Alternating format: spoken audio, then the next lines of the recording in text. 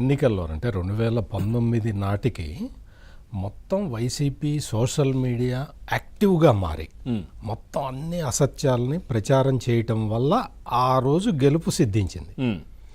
అంతే తప్ప వాస్తవాల మీద జగన్ రెడ్డి గెలవలేదు. అందుకనే ఈ రోజున ప్రజల తీర్పు ఇంత స్పష్టంగా ఉంది. ఎందుకు అంటే ఆ రోజు వాళ్ళు ప్రచారం చేసినవన్నీ కూడా తప్పులని స్టెప్ బై స్టెప్ తేలింది. ఒక్కటి మబ్బులు విడిపోయినట్టుగా విడిపోయి ప్రజలందరికీ అర్థమైంది ఇతను తప్పు చెప్పాడు. అంటే మీరు నారాసుర రక్త చరిత్ర దగ్గర నుంచి తీసుకుంటే కోడికత్తి డ్రామా దగ్గర నుంచి మొత్తం ఈ గులకరాయి డ్రామా వరకు అన్ని అబద్ధాలే చెప్పాడు. చివరకు 3 నొక్కిన బటన్ల వరకు మొత్తం అన్ని. అంటే మీకు సెంటిమెంట్ని రాంగ్ బటన్ నొక్కాడు, అభివృద్ధిని రాంగ్ బటన్ నొక్కాడు, సంక్షేమాన్ని రాంగ్ బటన్ నొక్కాడు. అన్ని రాంగ్ బటన్లు నొక్కి అధికారంలోకి వచ్చాడు అనే విషయం ప్రజలు అర్థం చేసుకున్నారు కాబట్టి 11కు పరిమితం చేశారు. అసలు వాస్తవంగా అయితే 9, 11 కూడా రాకూడదు. ఎట్లాగో ఎక్స్ట్రా వచ్చిన 2 వచ్చిన ఎక్స్ట్రా. ఇక్కడ ఏంటి అంటే ఏ రాజకీయ నాయకుడైనా సరే, అంటే మామూలు ముఖ్యమంత్రి స్థాయి వ్యక్తే కాదు, ఈవెన్ చిన్న గ్రామ స్థాయి సర్పంచ్ కూడా ఓడిపోయిన తర్వాత తాను ఎట్లా ఆలోచించాలి అంటే మళ్ళీ మనం అసలు ఏంటి, మనం చేసిన తప్పేంటి అనేది ఇంట్రాస్పెక్షన్ చేసుకుంటాడు. ప్రజలకి మనకు ఎందుకు ఓటేయలేదు అనేది చూసుకోవాలి. ఈ పారామీటర్స్ ఇవన్నీ చూసుకొని సెటరైట్ చేసుకున్న తర్వాత అప్పుడు బయటకు వచ్చి స్టేట్మెంట్ ఇవ్వాలి. నేను ఇదిగో ఇట్లా చేశాను, ఇది చేసింది, ఇట్లా చేశాను, ఏదో చెప్పుకోవాలి మొత్తం. కానీ ఇప్పుడు జగన్మోహన్ రెడ్డి ఏం చేస్తున్నాడంటే మొత్తం తన 2019 కన్నా ముందు తను ఏదైతే మాట్లాడాడో ఒక వికృతమైన మొహం పెట్టి మీరు కొట్టారు మేము తీసుకున్నాం అని చెప్తాడు చూసారా, ఆ వీడియోని సర్క్యులేట్ చేస్తున్నారు ఇప్పుడు. అప్పుడు అంతకు ముందర ఇవన్నీ చాలా రకరకాల కామెంట్లు చేశాడు కదా అప్పట్లో. తీసుకోవడం ఇవన్నీ ఏంటి సార్, ప్రజలు అదే చెప్తున్నా, తీర్పిచ్చారు నీకు ప్రజలు తీర్పిచ్చారు. అప్పుడు ఏదో ఇట్లా కొట్టారు మేము తీసుకున్నాం, మేము కొడతాం మీరు తీసుకో ఏదో మాట్లాడాడు కదా, ఆ డైలాగు తోటి ఇప్పుడు మళ్ళీ సర్క్యులేట్ చేస్తున్నారు. పైగా ఇంకొకటి ఏంటి, నన్ను కొట్టడానికి ఇంతమంది కలిశారు అని ఇటువంటి వీడియోలు, అంటే 5 సంవత్సరాల కిందటి వీడియో బిట్లు ఇప్పుడు మళ్ళీ ప్రచారం చేసుకుంటున్నారు. అంటే వాళ్ళ దగ్గర కొత్త వీడియో స్టఫ్ కూడా లేదు ఆ సోషల్ మీడియా, వైసీపీ సోషల్ మీడియాలో. ఈ తరహాలో పెట్టి మళ్ళీ రాంగ్ ప్రచారం, అంటే ఏదో ఒక కొత్త ఇది చేయటం. అసలు ఇంకో విచిత్రం ఏంటంటే చంద్రబాబు నాయుడు రాగానే ఆ మెగా డిఎస్సి ఫైల్ మీద సంతకం పెట్టాడు.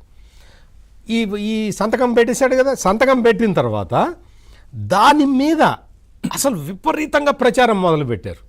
ఇది మెగా డిఎస్సి కాదు, దగా డిఎస్సి. మరి నువ్వెందుకు చేయలేకపోయావు? నువ్వు చేస్తే ఏమైంది? అసలు కోర్టుల్లో ఎంతవరకు ఎట్లా ఆగిపోయింది? అవన్నీ అన్నీ దాచిపెట్టేసి ఏదో ఒక పోస్ట్ కూడా చూసా, 30,000 40,000 పోస్టులు ఖాళీ ఉంటే ఈయన 10,000కి ఇచ్చాడని చెప్తున్నాడు. అంటే ఇప్పుడే నిన్నే కదా చంద్రబాబు నాయుడు ఆఫీసులోకి వచ్చింది. అంటే ఆ ఖాళీలన్నీ నీ ప్రభుత్వం. మీకు తెలియంది ఏముంది, ఈయన ఇచ్చే పోస్టులు ఏంటి వాలంటీర్ల పోస్టులు. అది కాకుండా కూడా ఆయన ఇంట్లో పనిచేసే వాళ్ళకి ఈ ఫైర్ డిపార్ట్మెంట్ లో పోస్టులు ఇచ్చారు.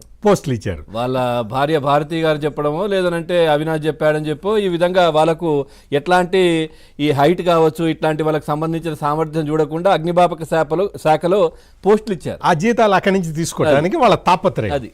అంటే ఈ తరహాలో తీసుకొచ్చేసి డిఎస్ 40,000 ఖాళీలు ఉంటే 10,000కి ఇచ్చాడు, ఏదో ఫిగర్స్ కాదు కానీ. అంటే ఈ తరహా ప్రచారం చేస్తే ఆ 40,000 50,000 ఖాళీలు నీ 5 సంవత్సరాల పాలనలోనే వచ్చినవి కదా. అంతే కదా. ఈ మాత్రం ప్రజలు ఆలోచించరా? నువ్వు చేస్తున్న ప్రచారం ఎట్లా ఉంది అనేది ప్రజలు ఆ మాత్రం ఆలోచించరా? ఇటువంటి కనీసమైన పరిజ్ఞానం కూడా లేకుండా వీళ్ళు మళ్ళీ సోషల్ మీడియాలో తెగబడుతున్నారు. అంటే సోషల్ మీడియా తోటి మనం అధికారంలోకి వచ్చాం కాబట్టి ఇప్పుడు మళ్ళీ అదే సోషల్ మీడియాను ఉపయోగించుకొని మళ్ళీ వద్దాం అన్న ప్లాన్ తప్ప ప్రజల్ని ఎట్లా ఆకట్టుకోవాలి? అసలు మనం ఈ 5 సంవత్సరాల కాలంలో మనం చేసిన తప్పేంటి? ఈ తప్పు ఎక్కడ జరిగింది? మనం ఎంత అరాచకాన్ని సృష్టించాం? ఎన్ని వర్గాల ప్రజలు మొత్తం మనకి దూరం అయ్యారు? ఈ దూరమైన వాళ్ళని మనం దగ్గర తీసుకోవడానికి మనం ఏం చేయాలి? ఈ తరహా ఒక ఎనాలిసిస్ అది లేకుండా అంటే మనం ఊరికే అత్యాశతోటి ఇవన్నీ చెప్తున్నాం కానీ YSR Congress party is not a political party, it is a private limited company. ఆ ప్రైవేట్ లిమిటెడ్ కంపెనీలో ఎట్లా జరుగుతుందో అట్లాగే జరుగుతుంది అక్కడ. అందుకే కదా టికెట్లకి డిపాజిట్లు చేయండి అని అడిగారు. ముందర డిపాజిట్ చేయండి అని, ఇటువంటివన్నీ కూడా. అంటే ఈ తరహా రాజకీయాన్ని జగన్మోహన్ రెడ్డి మార్చుకోకపోతే, ఆయన అనుకుంటున్నాడు 5 ఏళ్ళు కళ్ళు మూసుకుంటే మళ్ళీ అధికారంలోకి వస్తామని. నువ్వు 5 ఏళ్ళు కాదు, నువ్వు ఒక 30 ఏళ్ళు కళ్ళు మూసుకోవాల్సిన పరిస్థితి నువ్వే కల్పించుకున్నావు. నువ్వు 30 సంవత్సరాల పాటు నువ్వు మళ్ళీ తపస్సు చేయాలి.